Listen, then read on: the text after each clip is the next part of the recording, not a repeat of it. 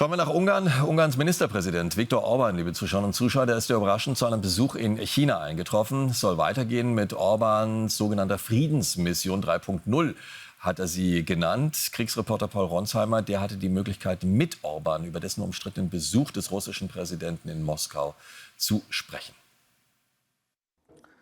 Herr Premierminister, die ganze EU spricht wieder über Sie. Es gab wütende Äußerungen von verschiedenen Staats- und Regierungschefs. Olaf Scholz, Ursula von der Leyen, Kaja Kallas sind nur einige, die auf ihre Reise nach Moskau zu Putin reagiert haben. Was wollten Sie erreichen? Es gibt 5 Hauptakteure in dieser sehr komplizierten Situation und jetzt habe ich 2 getroffen. Die Ukrainer, die Russen, dann die Vereinigten Staaten, China, die Europäische Union. Und ich werde es weiterhin schaffen, die Meinungen, die Positionen, die Diskussionen darüber zusammenzuführen, wie wir den schnellsten Weg zu Waffenstillstand und Frieden finden können. Das war nicht nur eine Reise nach Kiew und Moskau. Es geht weiter. Wie ist es, Wladimir Putin die Hand zu schütteln, den viele für einen Kriegsverbrecher halten und der Stalin schätzt? Zunächst einmal müssen wir verstehen, dass der Krieg nicht darüber entscheidet, wer Recht hat und wer nicht. Jede Seite hat immer ihre eigenen Argumente, warum es vernünftig ist, in den Krieg zu ziehen.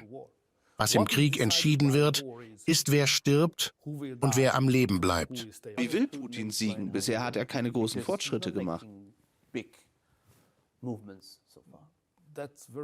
Das ist ganz einfach. Man muss sich die Realitäten anschauen, die Energiequellen, die Zahl der Menschen. Putin kann nicht verlieren, das ist sehr logisch. Sie meinen Soldaten? Wenn man sich Soldaten, Ausrüstung und Technologie anschaut, die im Krieg eingesetzt werden. Russland zu besiegen ist ein Gedanke, der schwer vorstellbar ist. Die Wahrscheinlichkeit, dass Russland tatsächlich besiegt werden könnte, ist völlig unkalkulierbar. Donald Trump hat viel von einem möglichen Friedensplan gesprochen. Er will sich mit beiden Seiten zusammensetzen. Er sagte auch, er werde damit drohen, keine Waffen mehr an die Ukraine zu liefern.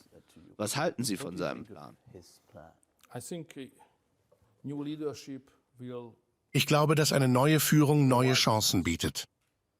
Sie sehen das also ähnlich wie Donald Trump?